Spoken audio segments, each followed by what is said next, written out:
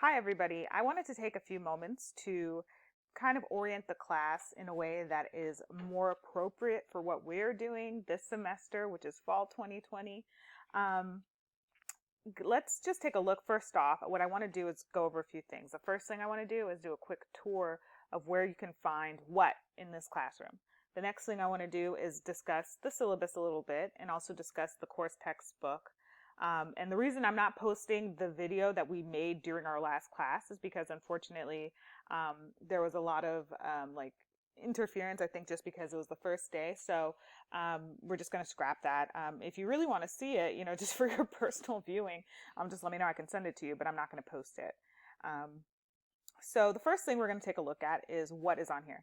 So when you look, the very first step on the Start Here page when you land, and I'm actually going to look at this in student view so I can see what you guys see, is the orientation to UDC's online learning. So this is the main module I was really concerned about you guys completing. This is where you learn how to use MyUDC, I'm sorry, not MyUDC, Blackboard for online learning.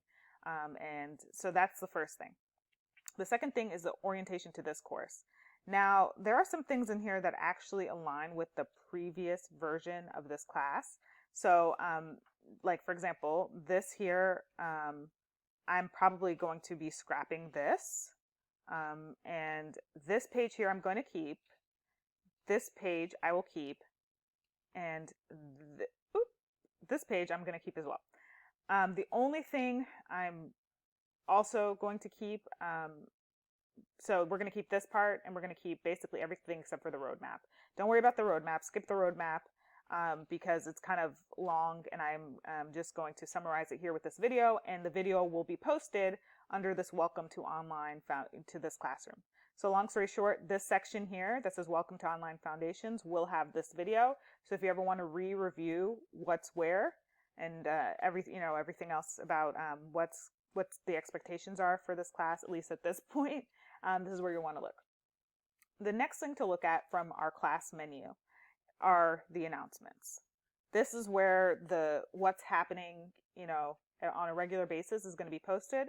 For example, I just posted this message about office hours and the availability being today, especially for people who are having problems with their textbooks or any other thing. This is where, long story short, if you want to know what's happening, this is where to look, and you can go back and scroll through them at any time and see what has been happening. So if you miss a day or you're just kind of confused about something that went out, please feel free, please do go back through the announcements. The student dashboard.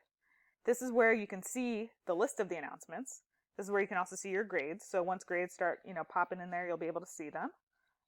It also gives you a to-do list. So as due dates are actually coming up, you'll see them there. This is a dictionary where you can actually look up words that have been used somewhere in the course content or in any of the materials. You can always access this. And you can change your notification settings and stuff for this, but long story short, this is also where you can get notified about certain specific things that you find to be mattering to you, like related to the university and other things. At least I think that's what it's for. Let me just double check that. Okay, so this apparently is talking from the teacher view. So I'm not really sure what that does for students because it won't show me. But if you know, feel free to send a message and I can update this. The next thing we're going to look at is the syllabus and course schedule. Now, as you guys remember, the course schedule is a little bit in flux, but you guys should and will have the full updated schedule by the class that we're going to have on Tuesday. So to state that again, by Tuesday, you will know exactly what dates everything is due. So just keep an eye out. But for now, this is where you can find a link to the course syllabus. And then also, this is where you can look at the course syllabus. If you don't feel like downloading anything, I did try to put it out here where you can just look over most of the materials. And most of it is here. One correction that I do want to make about what's listed here is, I believe, the times that we have class. Currently, it's listed as 6 to 9. That's actually 6 to 8:30. And when I first put that together, the reason I had actually written 9, I meant to put that in my office hours section for the amount of time after class I'd be available, but I think it ended up in the wrong spot. So I will be updating that in the syllabus that I send out finally, but that is just something to keep in mind. The class actually ends at 8:30 officially.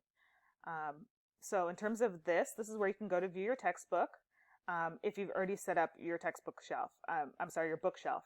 So we're going to come back to this because I do want to talk about this.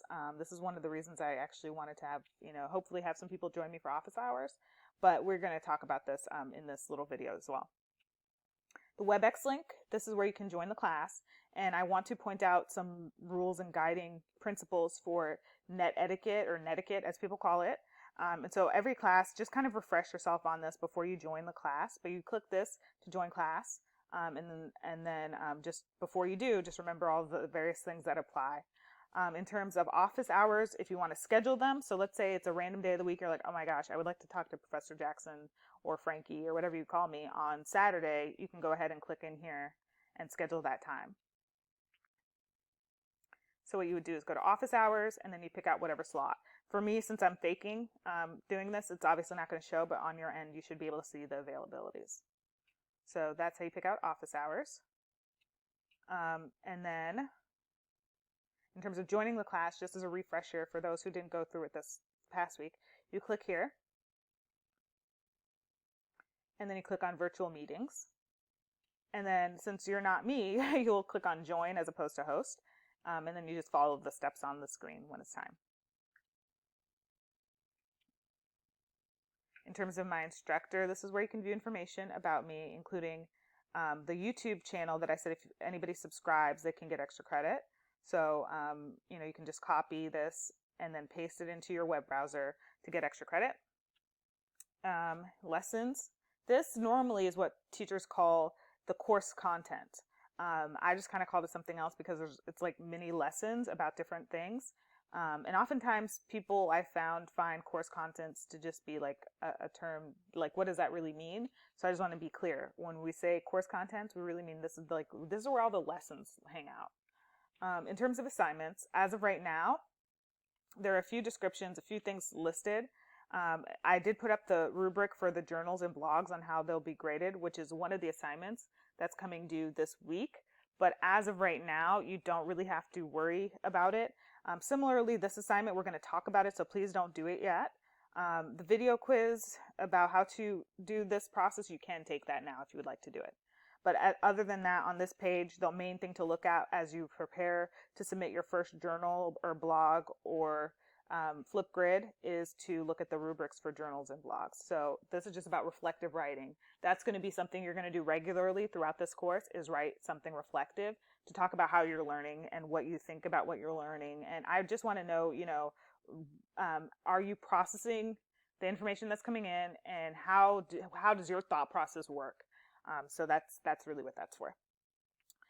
Ideas to share. This is one of the places where you can post your reflections. So as you can see, this is blogging. And when we do a blog, it's going to be everybody can see it. Whereas if you do the second option for posting that is reflections.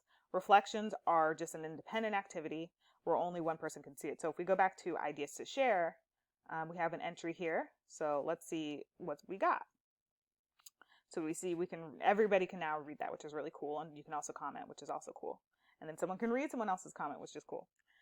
So, just keep in mind the different versions of things, and we're going to talk about how you guys are going to alternate between these each week. But we're going to have different ways to kind of do what people often do in discussion boards, but without just always doing the classic discussion board. So again, reflections are private. That's just between me and you. So if you even have, something you wanted to share, or like if there's something personal going on, you wanted to share it with me, you can absolutely do it in there, and that's confidential. Ideas to share would be just sharing with the class. Discussions, there are several here that are, there's one that's extra credit. So this is an activity that's extra credit. This is the lounge where you guys can kind of just chit chat. This is where you can introduce yourself. This is where you can confirm that you read the syllabus. And then this is a cafe where if you have specific questions about the class, you can post them. So the difference between the cafe and the lounge is that the cafe is where you have a specific question. Whereas the student lounge is just, it doesn't have to be, writer or class centered. It doesn't even have to be grammatically correct necessarily. The only thing that applies are the rules of etiquette, and just not breaking school or student conduct rules and stuff like that. But other than that, it's a free space. And another thing about that kind of free space is that you're writing still, so that's pretty awesome. This survey, it's not a graded activity, but as hopefully as you guys get more familiar with this, I kind of want you to do this closer to the middle of the term. But this will let me know, what is going on with the way you feel about the class. Are you getting more comfortable with it? Are there things that can be changed? Because Blackboard is, one thing about it, it is a pretty flexible system. So if there's something that really is like driving everybody to confusion, we can adjust it possibly. Hopefully, let me say that hopefully, because it just depends on what it is. Because if it's something that's set, I really wouldn't be able to change it. But if it's something I can change, I can change.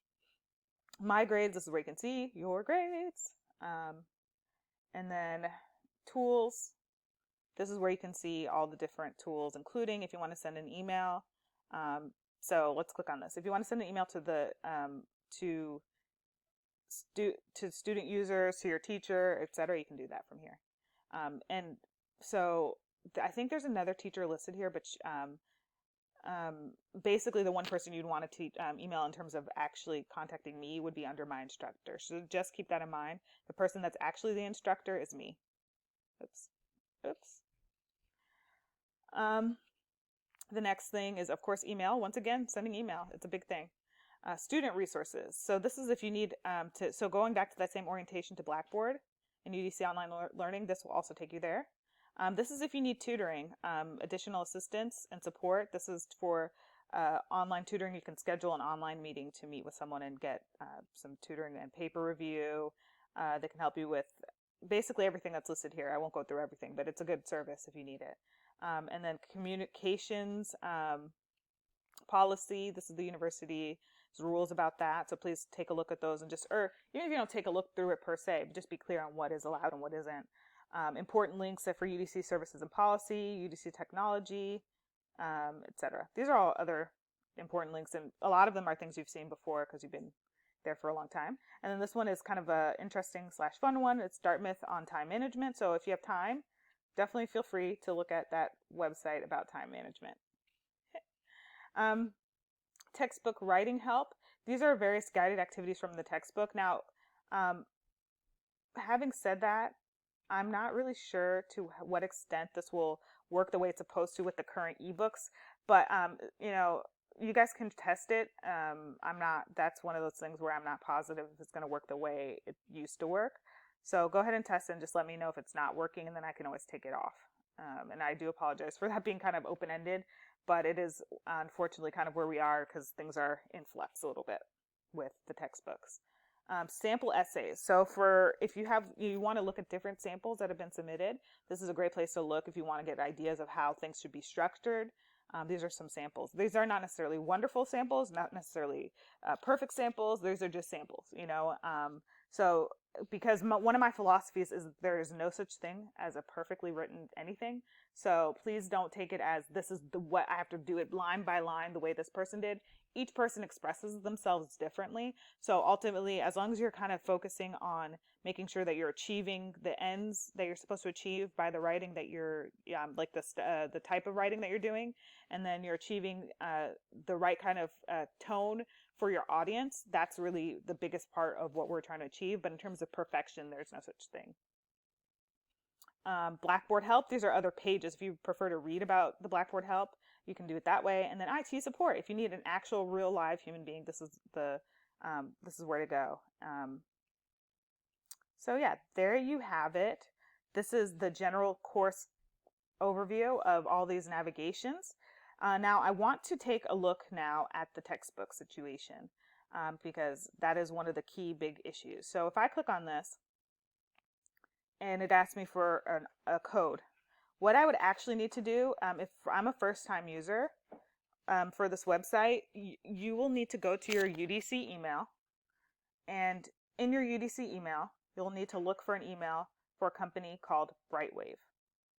So their name is on this page, BRYTEWAVE. I'm just typing it in the middle of the page so you guys can see that. Brightwave. Brightwave sent out some emails to students, and they might have sent one out to you. If they did, that might be helpful for actually getting you set up for your textbook. So if you do see an email from Brightwave in your email, it might have ended up in your spam. Please definitely don't erase it, because we might be able to get you set up with your textbook. In terms of let me just show you how I would go about looking for an email from Brightwave in my UDC email.